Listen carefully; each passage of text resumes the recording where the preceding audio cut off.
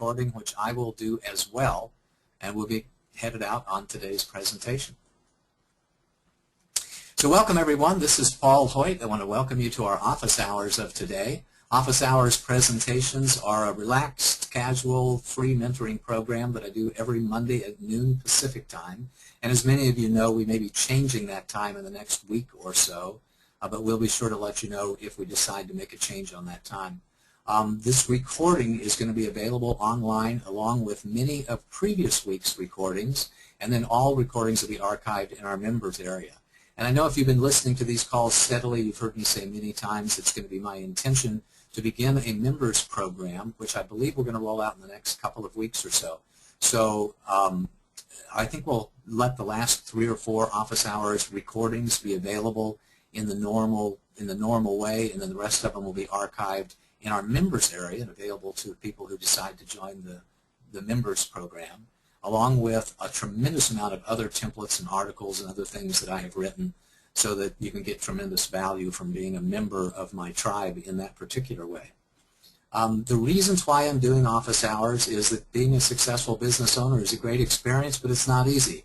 I really think it takes a lot of training, and I want you to get to know me in the course of these office hours presentations, because once you get to know me, I know that you'll know that I really care and that I really do want you to succeed in your business. Our agenda of these presentations is all the same. We have an in-depth discussion of a business success principle. I make a few closing remarks, any special offers I might have, an invitation for next week's session, and then we have open questions and answers. The Q&A is normally about the subject at hand at first, and then we just open it up for any subject relative to starting and growing a small business. Today's topic is to follow up, to manage your sales pipeline, and we'll be talking about tips and techniques about managing your pipeline. As you know, most of the work that I do is around the key performance areas of business. One of my key foundational messages is that it takes competence in all of the different functions of business, all the key performance areas of business, in order to have a successful and thriving business. So all of the work that I do is around helping you understand what it means to be competent and successful in each one of these areas, and then providing tips and techniques and training and guidance that helps you do just that. Helps you up your game, level up, if you will, in each one of those areas. And today's call is right square in the middle of sales. Sales is one of the 2 most important key performance areas. If you've had an opportunity to listen to my Business Survival Bootcamp, you'll know that I preach about sales and delivery, sales and delivery. You have to sell it and you have to deliver it. Those are the 2 fundamental things of business, and everything else is in support of selling your products and services and delivering your products and services. Our agenda today, we're going to talk about some 3 basic things. We're going to talk about why you manage your pipeline. We'll talk about the basics of managing your sales pipeline, and then we'll talk a little bit about some advanced concepts in managing your sales pipeline. First, let's talk about why you manage your sales pipeline. And the number 1 reason is more sales. That's why we sell, is because we want revenue and because we want more sales. That's the function of sales. Sales is not really about building great relationships. It's not about meeting a lot of people. It's not about making proposals. All of those things are in support of closing business and getting more revenue into your company. When you manage your sales pipeline, it allows you to do that with greater efficiency. It means that you'll have fewer missed opportunities. And today it's really important because today it takes a lot more touches than it ever has before. I remember when I was first starting in business in like 1970, a long time ago, the general rule of thumb was that a traveling salesperson would make 7 face-to-face visits on somebody that they wanted to convert from a prospect to a customer before that person started to feel very comfortable with them and before they had built a relationship of sufficient trust and sufficient safety for that person to make a decision in the favor of the traveling salesperson. Well, today it's a lot more than that. Today it's like 14 or 50 or 100 touches that you have to have for somebody to build a relationship because there's so much more traffic that they see running through the internet. So it takes a lot more touches today than it ever has before to close business, which by definition means that everybody has a bigger sales pipeline excuse me, and because you have a bigger sales pipeline, it means that you have to manage that pipeline a lot more intelligently. So here are the basics of managing a pipeline. We're going to talk about several things. We'll talk about the sales funnel. We'll talk about tracking systems. We'll talk about ranking the members who are in your pipeline. We'll talk about reminders. So the fundamental concept of managing a sales pipeline is the sales funnel. And I just went online and went to Google to images search, and there are a bunch of different images out there that you can see on sales funnels with a lot of different steps to the sales funnel. This one that I happened to pick up came from square2marketing.com, so I want to give them credit for creating this graphic. And you're welcome to go take a look. I have no idea what they do. All I know is this was a cool graphic, and I thought would help explain the sales funnel to you. So the intention of the sales funnel is that you get a lot of people connected with your business that come into your business as contacts. Some of those people will get to be suspects or leads for you. And then some of those suspects, as you continue to build your relationship with them and to continue to have a conversation with them, will move into the lower part of the funnel as a prospect. And then some of those prospects will turn out to be really valid opportunities, and some of those opportunities will come out the small end of the funnel as revenue, as closed deals, as customers into your business. For every business, there's a different economy of scale here. It could be that it takes 256 contacts to make 16 suspects, to make 4 prospects, to come up with 1 opportunity to come up with a half of a deal, or 2 opportunities to come up with 1 deal. With every different type of business, depending upon the nature of your business, the value proposition that you have, the compelling value, competitive positioning that you have in your marketplace, your skill as a salesperson, your skill with your marketing messages, depending upon all of that stuff is dependent upon how many people you need to come into the top of your sales funnel so that you can get sufficient people coming out the bottom of your sales funnel in order to generate the business so that you can have the revenues that you want each and every month. So this is the fundamental formula of a sales funnel. We're going to talk about how that applies to automated marketing systems a little bit later on. Excuse me. But this is the classic sales funnel about business and why you need to manage the pipeline. Because if you don't follow up with the contacts, they won't become suspects. If you don't follow up with the suspects, they won't become prospects. If you don't follow up with the prospects, they won't become opportunities. And if you don't really focus in on the opportunities, which in my definition, those are the people that you've made a proposal to, then they're not going to close the deal and they're not going to generate revenue for your business. Another basic reason another basic feature of pipeline systems is the tracking systems. And there's a lot of different types of tracking systems, ways in which you can track your pipeline. Paper-based systems have been used for a long time. So that could be Post-it notes and a big sheet of white paper, or a big chief tablet, if you will, where you write down the list of all of your contacts every single day or every single week, write down some notes about whether or not you tried to call them and whether or not you were successful, and then repeat that week after week after week. I've seen some people have a pipeline tracking system that was a 3-ring binder, and they created a page or 2 or even a section within the 3-ring binder for each one of their major prospects, and that's what they use to follow up on their pipeline. Other people use spreadsheets or Word documents because the power of computers these days, it's much easier to update your pipeline and you can carry it with you wherever you go. And by the way, that's what I do.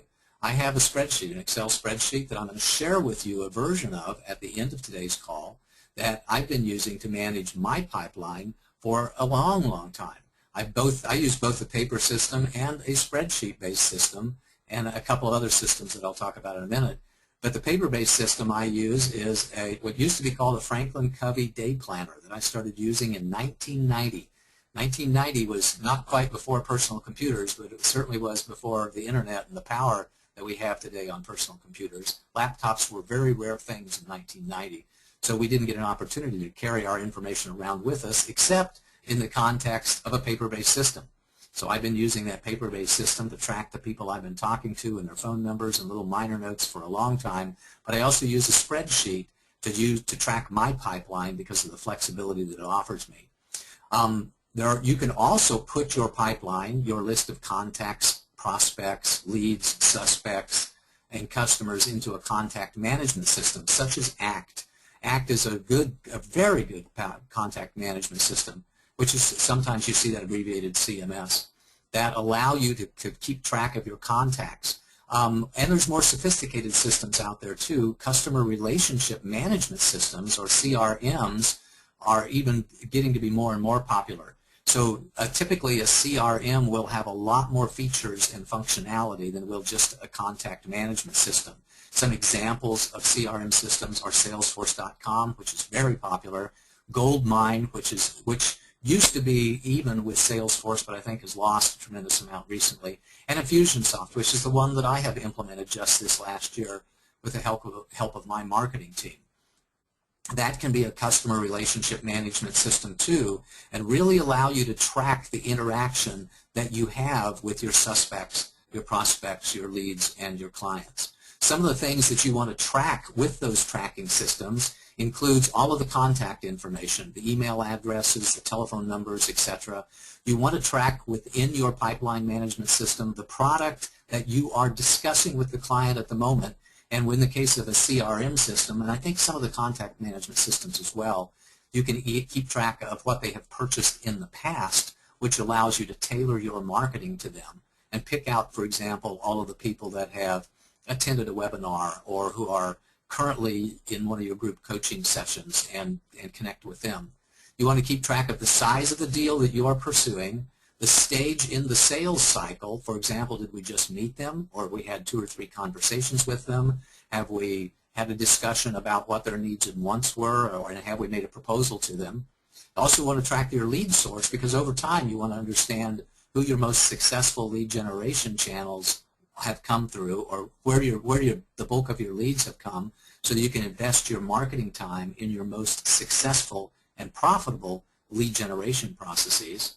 And you want to keep track of the last contact date and the next contact date, and you want to keep track of any other notes that you have. It's my practice to keep track of notes on everybody. Every time that I call somebody or talk to a prospect or a suspect or a customer, I bring up and track them in some way. Sometimes that's in the context of my contact management system, and sometimes that's in the context of a separate Word document, and sometimes it's the Excel spreadsheet that I'm using to track my pipeline. But those are some of the things that you want to track, and frankly anything else that's important to you. Some salespeople track things like spouse's name, and children's names, and birth dates, and hobbies, and all kinds of things. Anything that's significant about the conversation that is helpful to you to remember, so that you can build a stronger relationship with your customer, your prospect, or your suspect, can be very, very important in the context of a tracking system and a pipeline management system. You also want to rank your folks, which is one of the reasons, by the way, that I really like to use a spreadsheet, because it allows me to sort the people who are in my pipeline on a variety of different topics. I can sort them by deal size, so that I'm focusing my time and attention on the largest deals. I can sort them by the stage in the sales process, so that I can understand when I've been talking to somebody for a while, or it's somebody that I just met. The probability of closing is one that I add to my spreadsheet, so that I'm focusing my time and attention on those who I consider to be the most likely of reaching an agreement with me, by anticipated decision date, by length in the pipeline, by the last contact date, and by the next contact date, are all of the ways that you can sort people in a CRM system, in an automated system of some kind. That's difficult to do if you just have a paper system. It's a little bit difficult to do if you have just a Word document as well, but it starts to get fairly easy if you're tracking all of these things and you have the information in a spreadsheet or in a contact management system or in a customer relationship management system. And one of the things that I like to do is also classify my prospects and customers by their energy. There are some people that when I meet them, I know that I just want to do business with this person. It was such a wonderful meeting and a great conversation that I know that I want to do business with them. And likewise, about 1 out of 100 people that I meet, it may be more for you, maybe a little less from you, but about 1 out of 100 people that I meet, I think to myself, you know, I'm really not sure that I want to do business with this person. this was an uncomfortable conversation, my antenna are buzzing, I think they might be a very high maintenance prospect or a high maintenance client. So, they kind of go to the bottom of my list. If it's something that somebody that I don't want to do business with, I don't follow up with them very much. And I would encourage you to do the very same thing as well. It's one of the reasons that we go into business for ourselves, right? To be our own boss and be able to pick and choose the people that we do business with.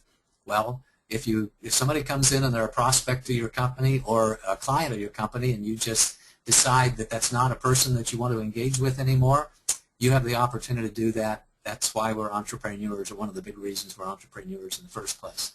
And if you have a digital system, it's very easy for you to get reminders. Sometimes you can have manual reminders, which I've seen people have a separate tickler file, which is really, that's the word came across. I remember that when I first started doing sales work in very early 70s or so, is that you would have a tickler file. And what that meant was that you take a 3x5 card and put it in a little metal box and sort it on the date, so that whenever you wanted to follow up with somebody, you would write Joe's name on a 3x5 card and put the date on it, and you just keep those in order. So every morning when you came into work, you take a look at your tickler file and see who it was that you were supposed to call that day. With my Franklin Day Planner, what I did for years was, if I told somebody I was going to call them back next Tuesday, I would flip to next Tuesday and write their name on that date. So when Tuesday rolled around, I would know that I was going to call Pete or Susie back on that particular day. So you can have manual reminders, but digital systems today allow us to automate those as well, so that we can have little reminders pop up when today's the day that you're supposed to call John or Susie or Pete or whoever it is out there. Contact management systems really started us doing that with ACT, which came out, I think, in the mid-1990s or something like that. But there are some advanced concepts as well in terms of managing your pipeline. I want to talk about a few of those. First of all, the pipeline value. With some sophisticated pipeline systems, we not only manage the deal size in the pipeline, but the probability of closing that deal, just to estimate that, which gives us an opportunity to compute the pipeline value. And if we track the pipeline value week by week or month by month, it's a good key performance indicator as to what your future revenues in the company are likely to be.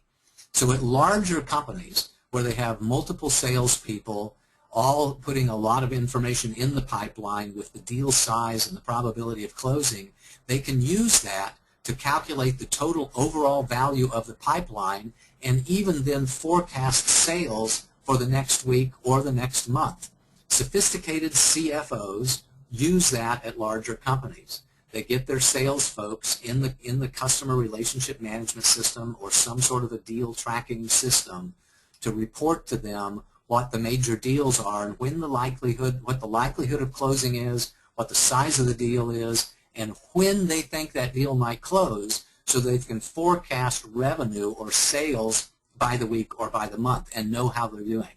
They also, with those large systems, will adjust and manage the pipeline by the sales rep, so they can see who has a strong pipeline and who has a weak pipeline. Sophisticated sales managers, if they've got a couple of salespeople and one person's got 20 strong leads in their pipeline and another person only has 5 or 6, they might take some of those leads from one salesperson and hand them to the other salesperson, because they know that if that salesperson A has 20 people in their pipeline, there's no way that they're going to be able to effectively follow up on all of those people. And if they want to get more business overall, they need to take a deal away from salesman A and give it to salesman B. Which, by the way, brings up an interesting point that I haven't talked about yet, and it's not on the agenda, and that is the size of your pipeline. One of the things that I learned early in my business, and I guess I learned it at other companies where I was a member of a sales team, is that it's quite possible to have too large of a pipeline. Sometimes it's better to have 10 highly qualified deals that have a high probability of closing, deals that are far along in the sales cycle in your pipeline, than it is to have 50 deals of lesser value, because you will actually close more business with fewer deals in your pipeline if you're carefully managing your pipeline. And you may find yourself in a position to say, nope, I'm just going to focus my time and attention on my top 10 opportunities, and that's it. If the other ones come back to me in some way, if I get a call from that prospect, if I get a call from that suspect coming back to me, then I'll follow up with it. But when it comes to being proactive, when it comes to me investing my time and my money, I'm just going to pick my top 10 or my top 5 or my top 15, whatever's right for you. I'm just going to pick my top opportunities, my top prospects of closing business and focus my time and attention on them. There are other advanced concepts in managing pipeline that I'll talk about here for just a minute. Nurture marketing, automated sales systems, and hybrid systems are all advanced concepts in pipeline management. And I'm going to talk about each one of those individually. First, let's talk about nurture marketing. Nurture marketing means that you stay in periodic contact with your suspects and your prospects, and yes, even your customers. Maybe you're talking to them daily or weekly, monthly, or even at a random amount of time, and you're delivering something of value to them so that you have top-of-mind awareness and you consistently make small invitations for them to purchase products from you. And by the way, that's exactly what I'm doing with this program, with this office hours program. It is a nurture marketing program designed to nurture my pipeline, my contacts, and move those contacts down a little bit in through my sales funnel to get them interested in a particular product or service that I have, so that then we can have a conversation about what's right for them, and I can move them into people I feel like it's appropriate to make a proposal to them and move them into being a valued client of mine. And these are the things that I do on a daily basis. If you're connected with me on Facebook, you'll know that I have an Energy of the Day program that I started about 40 days ago. And every single morning on Facebook, I get up, and one of the first things that I do is publish the Energy of the Day. Every week, I have this office hours presentation. This is number 16, so we've been doing it for like 4 months now. So for almost 4 months, we've been doing the office hours presentation every single week to deliver something of value, to give me an opportunity to stay at the top of your mind, and to give me an opportunity to make a very slow and very low pressure, well, actually no pressure invitation to contact me and talk about the ways in which I can help you move your business forward. This is a classic nurture marketing system. Other people have automated systems, and sometimes it can be a fully automated system where they invite a relationship digitally, they deliver value of some kind. Oftentimes it's if you'll send me your name and email address, I'll give you a free report, a free article, a free access to some sort of a system of value. And then they ask for the order automatically. It becomes automated that they ask for the order, and it becomes automated that they ask for the upsell as well. So there are some systems out there which are totally automated sales systems. And even in those systems, they manage the pipeline. And sometimes the way they manage that pipeline is by noticing who opens up an email, or who attended a webinar, or who clicked on a website, etc. They're very sophisticated systems for managing the behavior of your contacts and noticing which ones of them might be open to an extra email or a special offer or an invitation to join you in some way in a completely automated system. But as it turns out, completely automated systems are not the only way of managing your pipeline, and I don't know that I know anybody that really has a totally 100% automated system. What we see today are hybrid systems where you take the automated sales system and enhance that and add to that ways in which you have direct contact with your customer prospect. Excuse me. So you may see chat windows. If you're on a website for more than a minute or so, you may even see a window automatically open up with an invitation to have a conversation. Or there's an invitation for you to click on a link, a Contact Us link, and talk to a sales representative right there where you're on the website. So they marry an automated sales and marketing system with a direct sales and marketing approach through things like chat windows and follow-up direct sales calls and an invitation to do strategy sessions, which is one of my very favorites. So if you go to a teleseminar or a webinar or even a presentation like that, somebody may extend an opportunity for you to have a free strategy session or a free 25-minute consulting call with them. But while they're almost always going to give you some sort of a value, you can trust that if it's a free strategy session or a free consulting session, at some point in time, their real interest is to know how they can move you through their sales funnel and in or part in their pipeline so that they can have the opportunity to discover which products and services are just right for you and make a proposal and hopefully close a deal. So that was a lot of information about pipelines, about why you have a pipeline, about what a pipeline is, about different things that you can track in your pipeline and how you can sort your pipeline and manage your pipeline so that you can follow up, and close more business. And here's what I want you to do. I want you to implement the pipeline system that's just right for you. It might be a paper system. It might be an Excel spreadsheet. It might be a Word document. It might be a Franklin Covey day planner like I've been using for, 20 years, 20-some years right now. It could be any one of those systems. But implement the pipeline system that's just right for you so you're able to track your contacts, track your prospects, turn them into clients. And you may also want to download our sales pipeline worksheet that's going to be available. As you know, that I publish the recording of this call typically on Tuesday, so it'll be up tomorrow. And when we put it up tomorrow, I'll have the sales pipeline worksheet there. So you can start off 2014 with a new pipeline management system that's just right for you, that allows you to follow up more, to be more efficient in that process so you can close more business. So you can, and also I encourage you to get the coaching that you need. If you need any help at all in doing your pipeline, that's one of the many, many things that I do with my coaching clients, is help them implement effective pipeline management systems so that you can follow up, and close more business. That's the name of the game, is closing more business. We're going to have open questions and answers in just a minute, where we're going to take comments and questions on the topic of the day and then open it up for any other issues that you want. I want to remind you of a few other things. I started a new program just a couple of weeks ago called Success Between the Spaces. You know, the next CEO Space Business Growth Conference is in March the 23rd to the 30th. And this cycle, I'm introducing the new group coaching and masterminding program called Success Between the Spaces, which are weekly sessions to help you keep up the momentum and help you make amazing progress. You can go to successbetweenthespaces.com. A couple of you are on this call today, have been in on those sessions.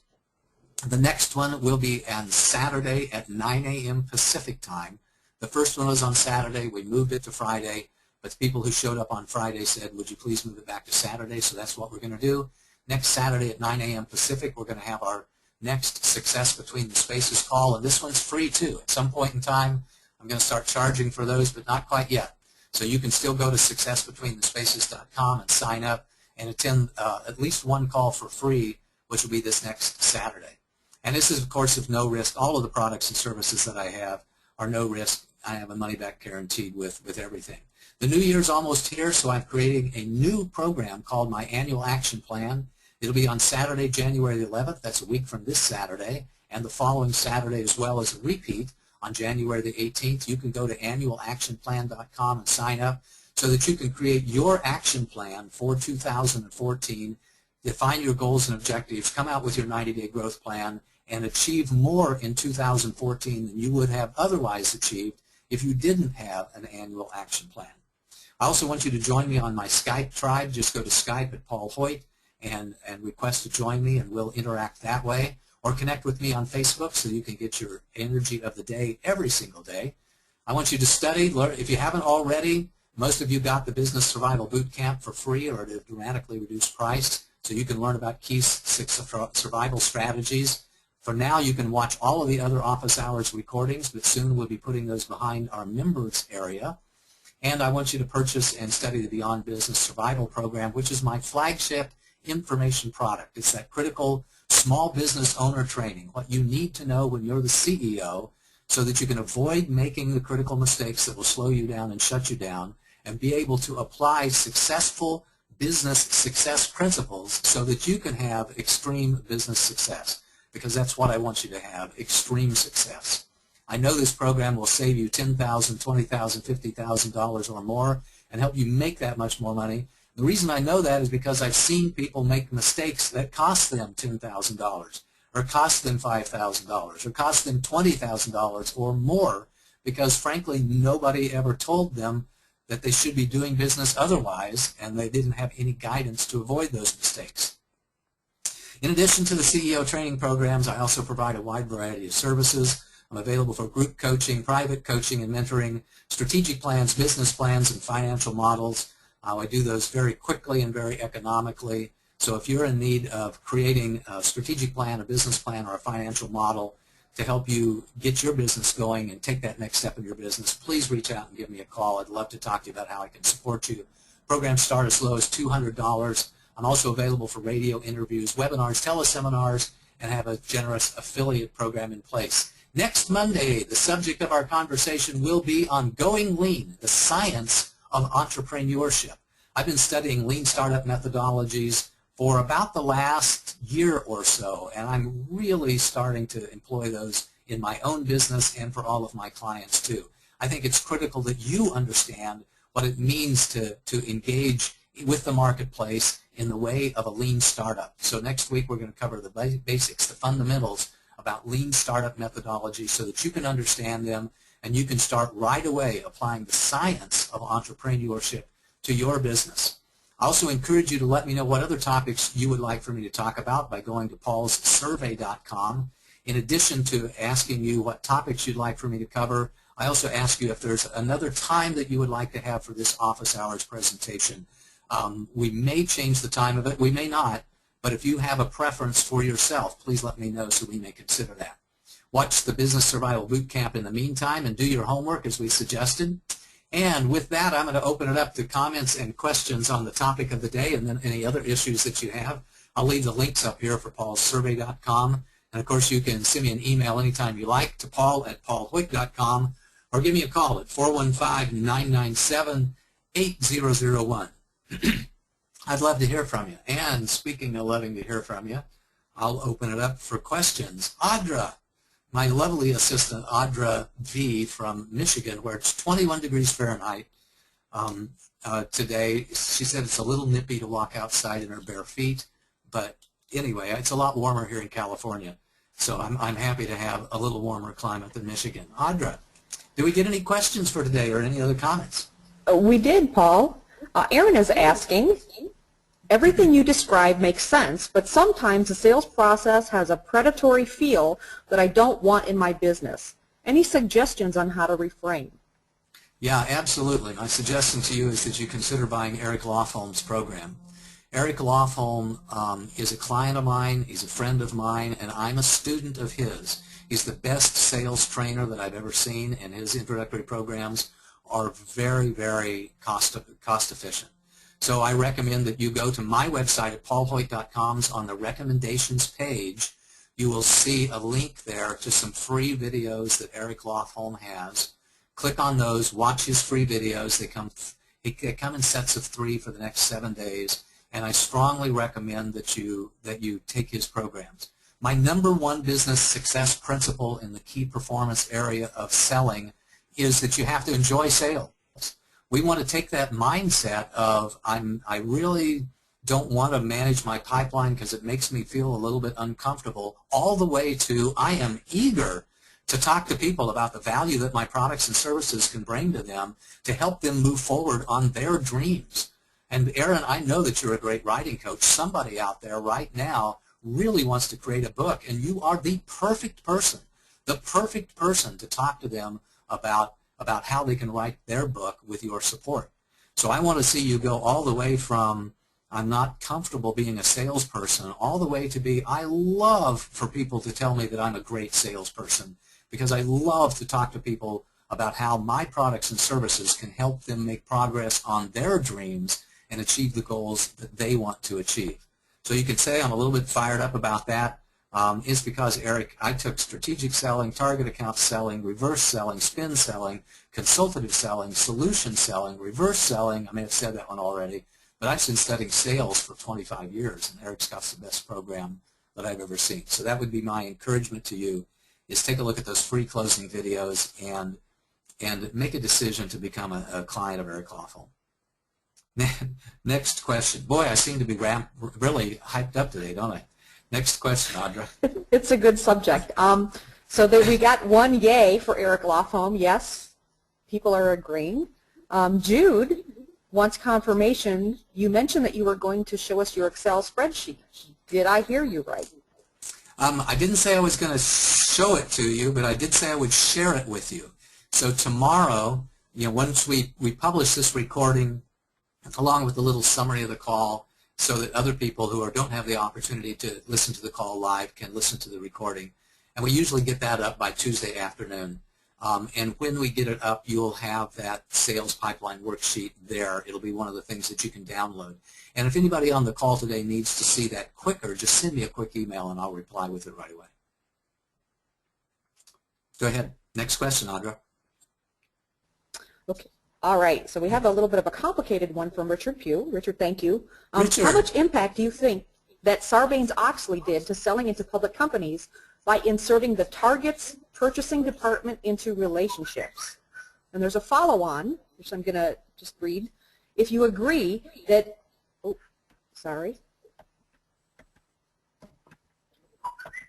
Sorry, guys, my computer is giving me a little bit of an issue here. Well, okay, sorry about that. I can take the first one if you want to hold the follow-up one. Yep, I'll hold the follow-up.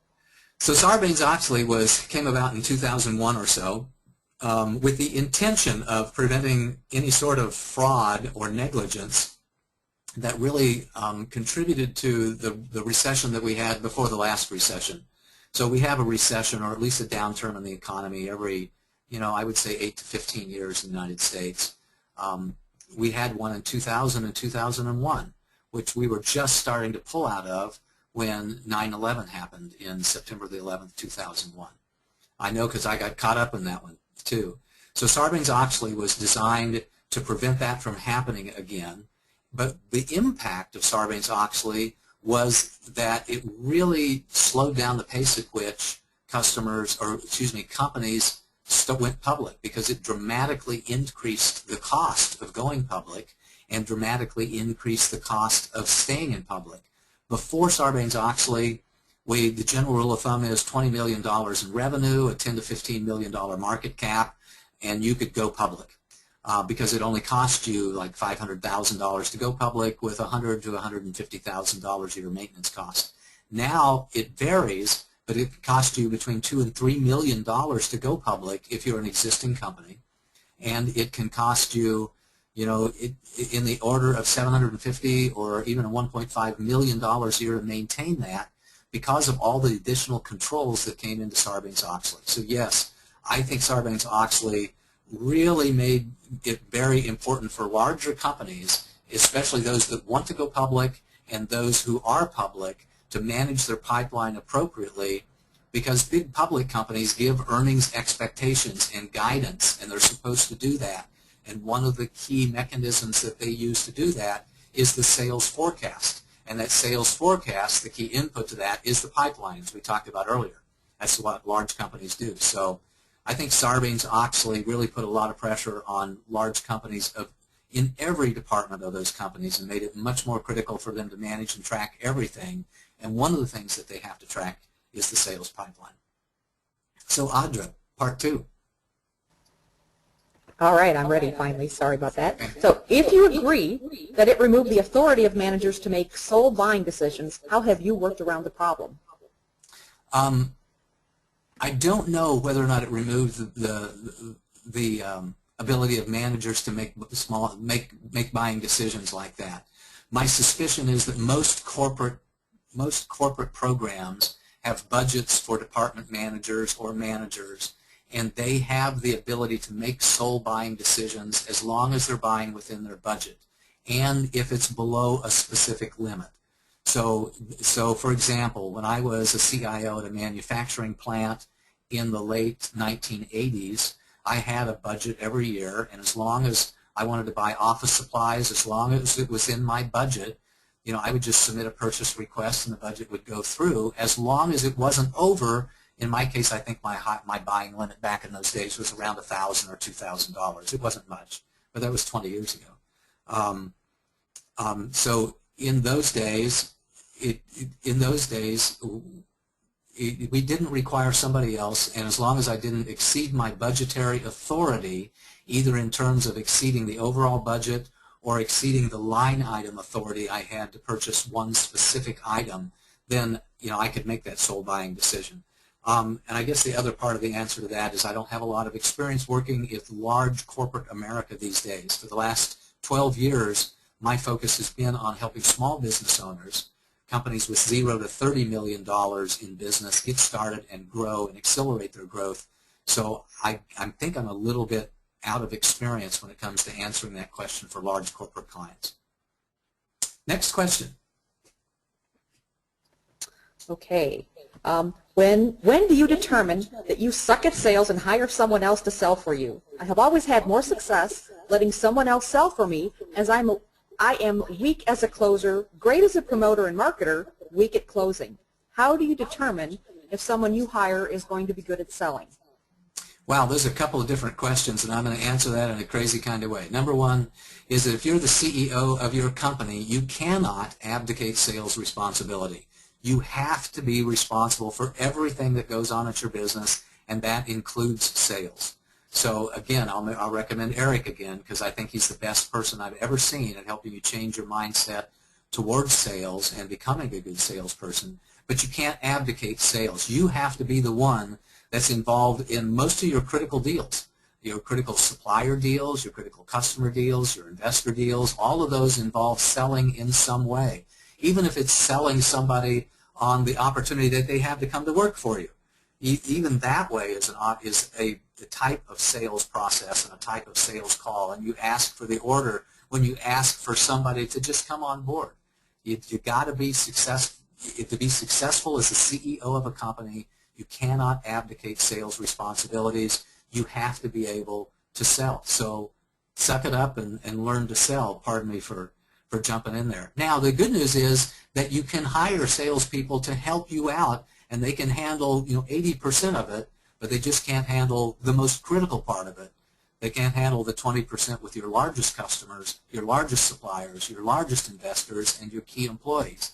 They can do a lot of the rest of it. And the way that you tell a really good salesperson is you get somebody on your team who can help you interview that person. I oftentimes say that making a hire in the sales department is one of the most difficult hires that you can ever make. So if you do not have good experience in hiring and managing salespeople, get somebody on your team who can help you hire and manage salespeople successfully, because it is not easy to do. I think being a sales manager is one of the most difficult jobs in business, and that's all about recruiting people, making good hiring decisions, and managing them so that you can have tremendous sales success. So you can't. The two answers are you can't abdicate it. You can delegate most of it, but you have to learn to be a good salesperson yourself and learn to love sales. That's the number one success principle in the key performance area of sales, and then get somebody on your team to help you delegate the rest of it. Next question. Paul, we are out of questions. Wow, we're out of questions. So I'm going to open it up to any other topics that you may want to talk about, and take just, while we're waiting for people to raise their hand, take an opportunity to remind you about the programs that I've got. Success Between the Spaces, go to successbetweenthespaces.com. That's a group coaching and masterminding program that we're doing every week in between now and the next CEO Space Forum. And the annual action plan, which is a one-day virtual planning workshop designed to help you define your goals and objectives for 2014, working with me, much like we're working together, except for it'll be opened up and you'll get the chance to work yourself. At the end of that, you'll have your goals and objectives for 2014 and a great deal of work on the step-by-step plans that you're going to use in order to achieve those goals and objectives. And of course, if there's any way that I can help you in any other way with your business, writing business plans, strategic plans, financial models, or private or group coaching, please let me know. I really love helping small business owners be successful, And after 42 years or however long it's been since I've started, when did I start at the taco stand, Dad? I think I was 14 years old. So it's almost 60 years that I've been out in business.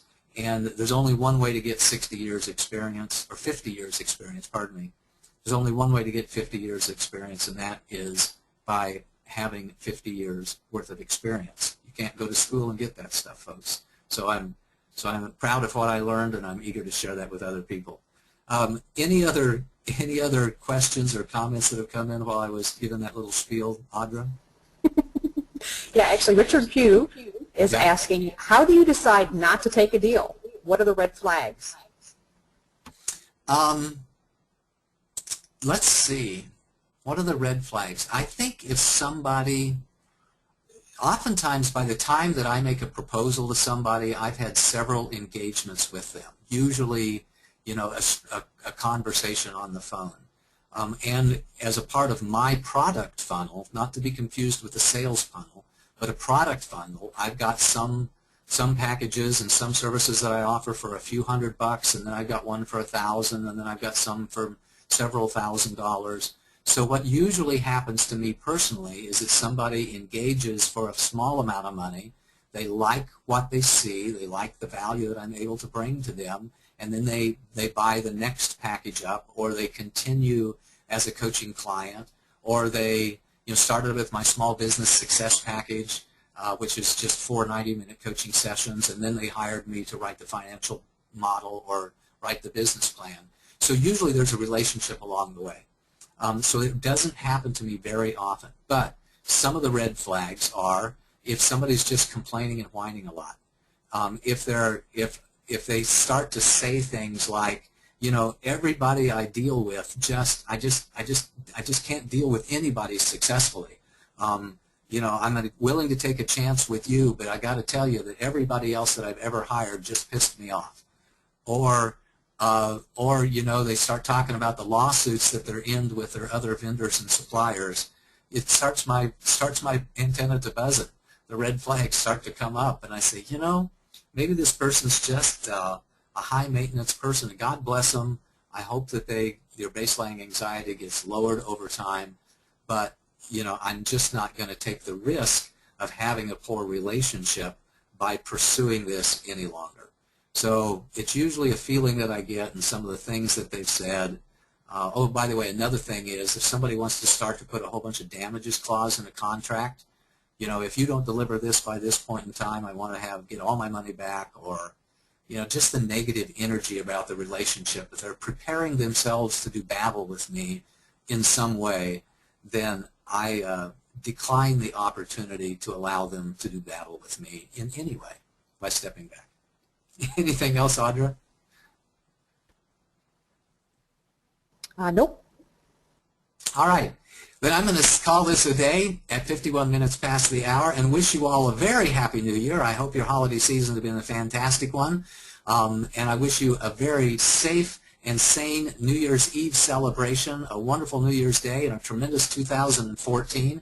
Remember success between the spaces. Remember the annual action plan. Remember to pick up the phone and give me a call, because I'm here to support you however I can. This is Paul Hoyt saying goodbye and wishing you a most marvelous and prosperous day. Goodbye.